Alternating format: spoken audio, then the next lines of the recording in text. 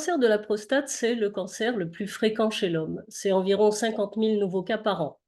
Le cancer de la prostate, le plus souvent, heureusement d'ailleurs, est diagnostiqué à un stade précoce de la maladie, un stade où on peut intervenir en espérant quand même en être curatif. La difficulté à laquelle sont confrontés les patients qui sont traités pour un cancer de la prostate, quelles qu'en soient les modalités, c'est forcément les conséquences sur le plan sexuel. On peut leur proposer une prostatectomie. Dans ce cas, ils vont être opérés. Étant donné que les nerfs qui commandent l'érection sont situés un petit peu tout autour de la prostate, il est très difficile d'éviter les problèmes d'érection suite à cette intervention qui surviennent brutalement. Ces patients vont également ressentir des difficultés d'ordre euh, liées à l'image de leur corps, étant donné qu'ils ne vont plus avoir d'éjaculation au moment où ils vont ressentir une jouissance. Lorsqu'on fait une radiothérapie, qui est la deuxième option en cas de cancer localisé, on va également induire des difficultés d'ordre sexuel, étant donné que la radiothérapie vise effectivement à abîmer le plus possible les cellules prostatiques. En cas de chirurgie, les patients sont confrontés aux troubles sexuels tout de suite après la prostatectomie et ont une possibilité de récupération dans les 2 années qui suivent.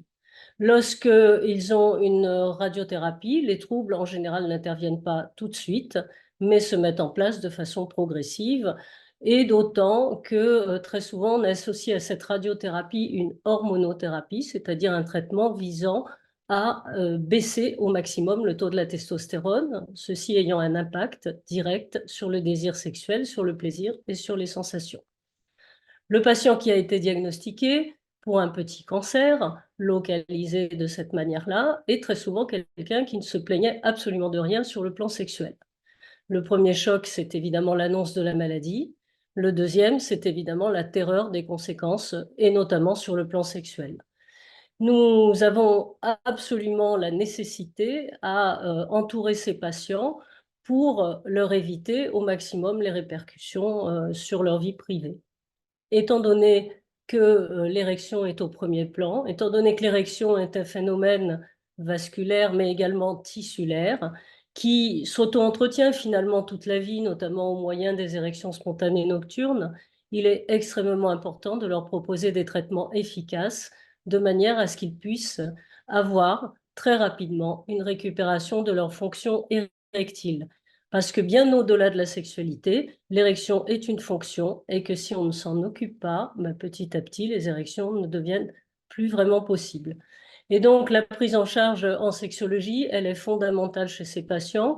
À mon sens, elle doit intervenir déjà à la phase de diagnostic et avant que le patient commence son traitement, qu'il soit chirurgical ou de radiothérapie. Elle a un but explicatif parce qu'évidemment, on a moins peur des choses qu'on connaît bien que lorsqu'on les découvre brutalement. Elle a un but de mettre en place un protocole, finalement, de prise en charge.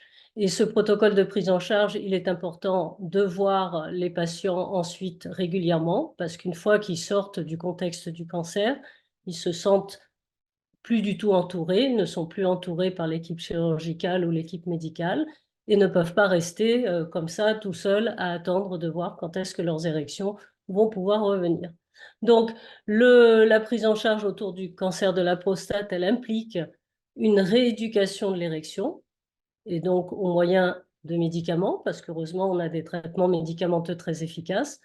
Elle implique un abord, si possible, au niveau du couple, parce qu'évidemment, si le couple perd son intimité, sa sensualité, eh bien, il n'y a pas de stimulation de la fonction érectile. Et elle implique une prise en charge qui soit une prise en charge de long terme. À mon sens, elle doit être parallèle à la prise en charge médicale du cancer et parallèle également à la prise en charge qui, elle, est en général beaucoup plus systématisée des éventuels troubles urinaires. Donc, c'est l'association et c'est pas l'un puis l'autre, c'est traiter en même temps le cancer, les répercussions urinaires et les répercussions sexuelles. C'est sans doute la manière qui est la plus adaptée pour permettre une bonne récupération et surtout une bonne intimité. Parce que l'intimité et la sexualité, ce n'est pas que avoir une érection spontanément ou pas, avoir du désir ou pas, c'est une affaire d'échange, c'est une affaire de partage, c'est une affaire de compréhension, et on peut vraiment avoir une vie sexuelle très satisfaisante, même si on a des traitements pour avoir des érections.